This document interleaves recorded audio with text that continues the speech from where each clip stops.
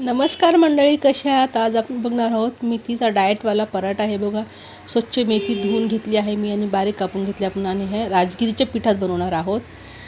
हे डाएटवाला आहे म्हणजे याने वजन कमी होतं. हे बघू शकता, हे राजगिऱ्याचं पीठ आहे. मेथी बारीक कापून घेतलेली आहे. हे बघू शकता, स्वच्छ धुवून बारीक कापून घेतली आहे. थोडीशी कोथिंबीर पण बारीक कापलेली आहे मी. हे बघा, थोडासा कांदा आहे बारीक कापलेला आणि थोडासा लसूण किसून घेतलेला आहे. हे वजन कमी करण्यासाठी खूप मदत करते.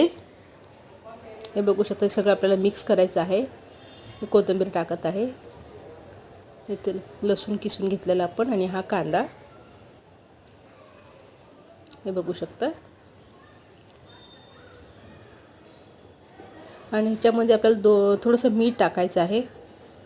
मीठ टाकलं आहे, थोडीशी हळद टाकली आहे आणि 2 चमचे घी पण टाकायचं आहे. हे घरी बनवलेलं घी आहे, म्हणजे तूप टाकायचं आहे. नाही टाकलं तरी चालतं, काही हरकत नाही, पण मी थोडंसं ते टाकते ह्याच्यामध्ये कारण अजून जरा जास्त सॉफ्ट होतात ते. हे बघा, एक सगळं मिक्स करून घ्यायचं. ह्याला पाणी खूप कमी लागतं. पाणी अजिबात टाकायचं नाही ह्याच्यामध्ये, कारण राजगिऱ्याचं पीठ आहे ना, खूप चिकट असतं. हे बघा, अगोदर सगळं ते भाजीचं पाणी असतं, भाजी धुतलेली, ते सगळं मिक्स करून घ्यायचं. हे बघू शकता, हे असं घटसर मळायचं, जास्त पातळ नाही मळायचं आणि थोडं वेळ ठेवायचं, म्हणजे ते थोडंसं अजून पातळ होतं. जास्त पातळ नाही म्हणायचं. हे बघा, आणि शक्यतो तांदळाचं पीठ लावूनच लाटायचं ह्याला, कारण राजगिऱ्याचं पीठ आहे ना, खूप चिकट असतं, मग ते खाली चिटकतं. हे बघू शकता, छान असा पराठा बनलेला आहे आणि खायला पण छान लागतो आणि वजन पण कमी होतो ह्याने. हा डाएटवाला पराठा आहे, बघू शकता.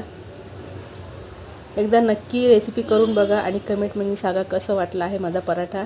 हे बघू शकता, किती छान रंग पण आलेला आहे आणि खायला पण तेवढा छान वाटतो. धन्यवाद.